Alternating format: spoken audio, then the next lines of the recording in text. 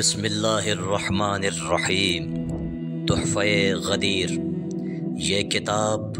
مرجع اعلی جہان تشیع آیت اللہ العظمی الحاج سید صادق حسینی شیرازی دامہ ظلہ کے آثار سے لی گئی چند باتیں۔ اس کتاب میں حضرت نے حجت خدا امام کی اہمیت اور ضرورت کو بیان کرتے ہوئے فرمایا کہ زمین حجت خدا سے خالی نہیں ہو سکتی۔ اگر ایسا ہو جائے تو یہ دنیا تباہ و برباد ہو جائے۔ اس لیے رسول اللہ صلی اللہ علیہ وآلہ وسلم نے اللہ کے حکم سے مقام غدیر پر امیر المؤمنین حضرت علی ابن ابی طالب علیہ الصلاۃ والسلام کی ولایت کا اعلان کیا، اور آپ نے اس کتاب تحفہ غدیر میں واقع غدیر کو بیان کیا ہے اور غدیر کی عظمت کو مکمل بیان کرتے ہوئے فرمایا، غدیر دین الہی کی تکمیل کا باعث ہے، غدیر راحت حیات ہے، غدیر بلندی درجات کا سبب ہے، اور آخر میں غدیر سے متعلق ہماری ذمہ داریوں کو بیان کیا ہے۔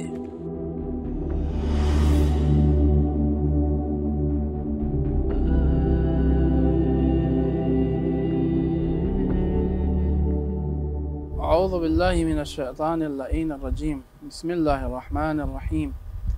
الحمد للہ رب العالمین، والصلاة والسلام علی محمد وآلہ الطیبین الطاہرین، اللہم صل علی محمد وآل محمد وعجل فرجہم، واللعنۃ علی اعدائہم اجمعین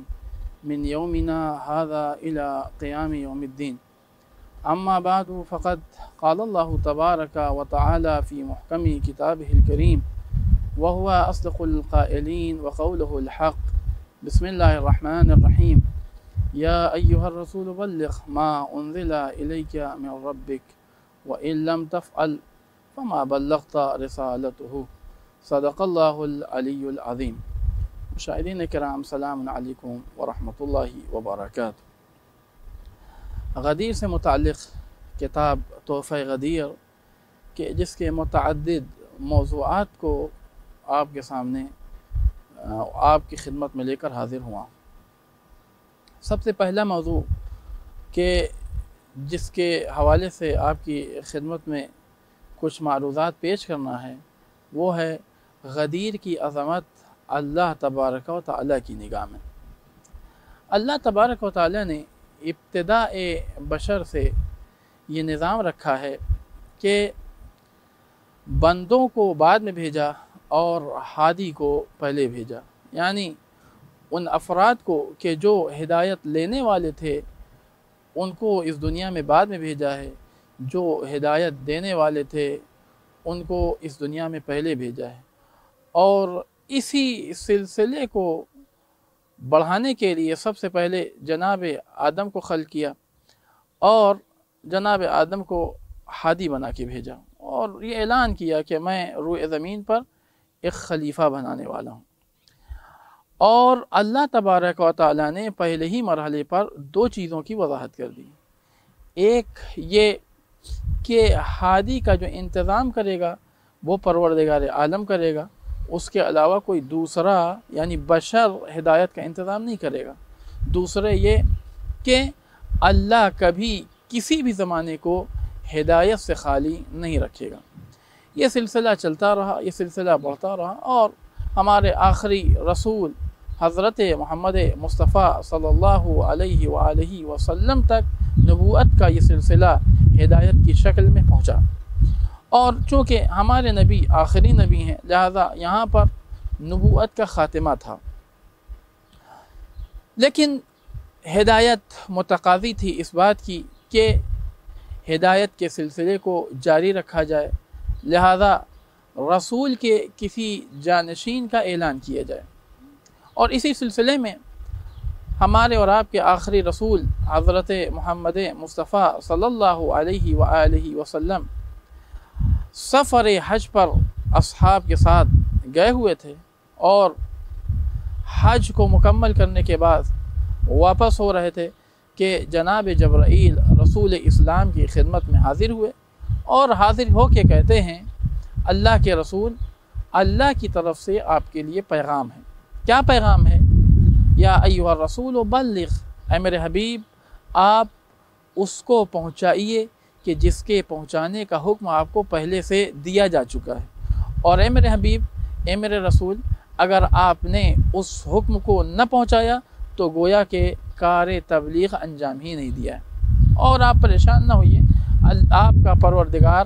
آپ کے دشمنوں کے شر سے آپ کو محفوظ رکھے گا۔ جیسے ہی رسول اسلام کی خدمت میں جناب جبرائیل نازل ہوئے اور حکم پروردگار سنایا، رسول اسلام نے قافلے کو روکنے کا حکم دے دیا، اور ادھر قافلہ رکا، حکم دیا گیا کہ ممبر تیار کیا جائے، اونٹوں کے پالان کا ممبر تیار کیا گیا، اور رسول اسلام ممبر پر تشریف لے گئے اور ایک فصیح و بلیغ خطبہ عنایت فرمایا، اور خطبے کے بعد ارشاد فرمایا یا علی قوم،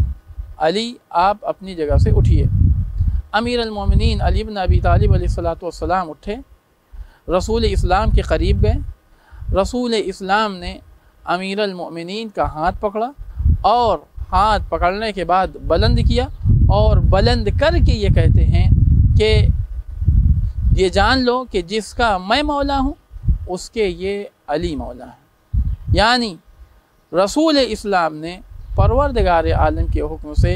امیر المومنین علی بن ابی طالب علیہ السلام کی ولایت کا اعلان کر دیا۔ ادھر رسول اسلام نے امیر المومنین کی ولایت کا اعلان کیا، ادھر لوگ امیر المومنین علی بن ابی طالب علیہ السلام کو مبارکباد دینے کے لیے آگے، اور روایت کہتی ہے کہ وہ پہلی فرد کہ جس نے امیر المومنین علی بن ابی طالب علیہ السلام کی خدمت میں مبارکباد پیش کی تھی، اس کا نام ہے عمر ابن خطاب، کہ جس نے امیر المومنین علی بن ابی طالب علیہ السلام کو مخاطب کر کے یہ کہا بخن یا علی بن ابی طالب، اے علی آپ کو مبارک ہو کہ آپ میرے بھی مولا ہو گئے اور تمام مومنین کے مولا آپ قرار پائے ہیں۔ توجہ کیجئے کہ اس دن کو اللہ نے کتنا عظیم قرار دیا ہے، کتنا عظمت والا قرار دیا ہے۔ روایتوں میں ملتا ہے کہ ادھر رسول اسلام نے امیر المومنین کی ولایت کا اعلان کیا، ادھر جناب جبرائیل آیت لے کے نازل ہو گئے۔ اللہ کے رسول آیت آئی ہے، کیا آیت آئی ہے؟ الیوم اکملت لکم دینکم، کہ اے میرے حبیب آج کے دن میں نے دین کو مکمل کر دیا، اور میں نے نعمتوں کو بھی تمام کر دیا، اور اس دین سے کہ جس میں دین مکمل ہو اور نعمتیں تمام ہوں، اس دین سے میں راضی ہوں اور راضی ہو گیا۔ اگر آپ توجہ کریں تو رسول اسلام نے جیسے ہی یہ اعلان کیا، آیت آئی، آیت آنے کے بعد